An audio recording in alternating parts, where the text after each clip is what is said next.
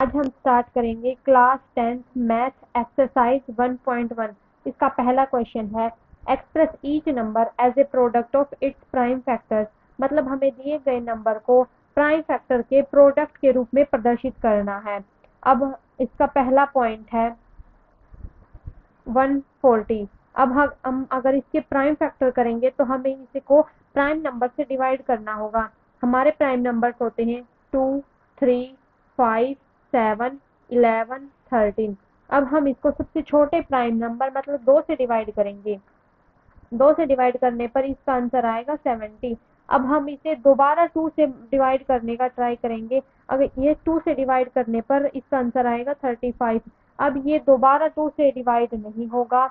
हम उसके बाद इससे बड़े प्राइम नंबर से ट्राई करेंगे। ये 3 से भी डिवाइड नहीं होगा। अब ये 5 से डिवाइड होगा। 5 से डिवाइड करने पर आंसर आएगा 7। 7 खुद एक प्राइम नंबर है, तो अब ये आगे डिवाइड नहीं होगा। 140 के प्राइम फैक्टर होंगे 2 मल्टीप्लाई 2 मल्टीप्लाई 5 मल्टीप्लाई 7। अब इसी प्रकार हमें इसके बाकी बचे हुए पार्ट्स को भी करना है। अब इससे नेक्स्ट पार्ट है 156। 156 को भी इसी प्रकार सबसे छोटे प्राइम नंबर से डिवाइड करेंगे। अगर हम इसको 2 से डिवाइड करेंगे तो इसका आंसर आएगा 7, 8। अब दोबारा इसको 2 से डिवाइड करेंगे तो आंसर आएगा 3, 9।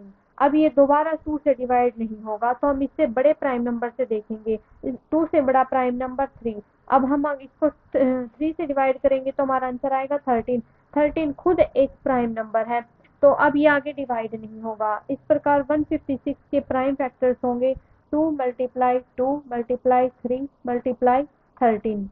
जैसे हमने 140 को किया, 156 को किया, वैसे ही हम आगे बचे हुए पार्ट्स के भी प्राइम फैक्टर करेंगे।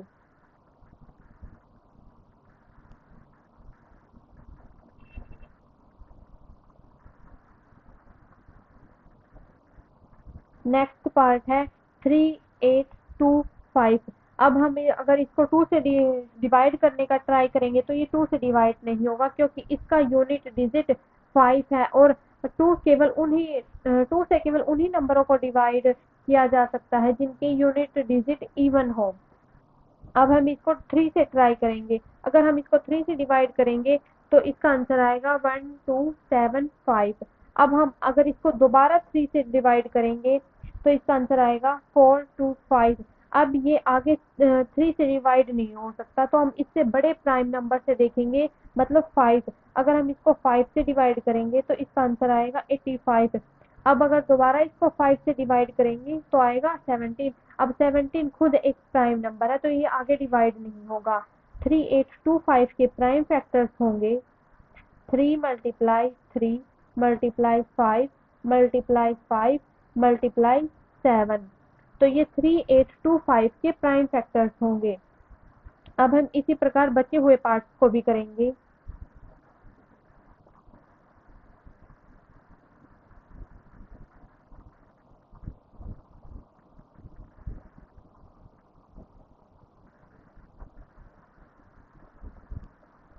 अब नेक्स्ट पार्ट है 5005।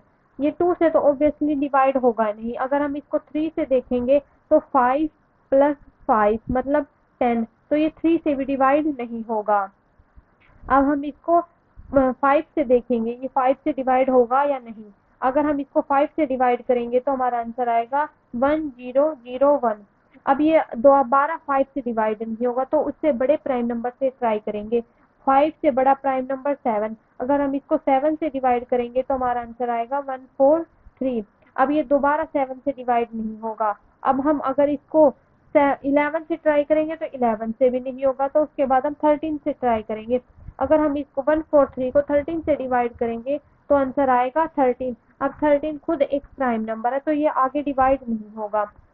मतलब 5005 के प्राइम फैक्टर्स होंगे 5 मल्टीप्लाई 7 मल्टीप्लाई 13 मल्टीप्लाई 13। सॉरी, अगर हम 1001 को 11 से डिवाइड करेंगे तब हमारा आएगा 13।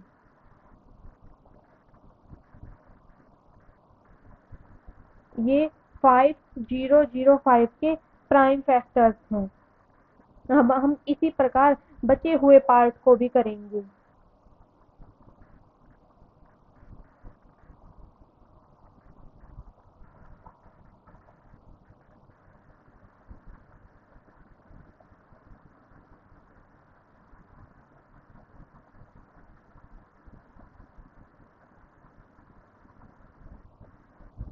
हमारा नेक्स्ट पार्ट है 7429।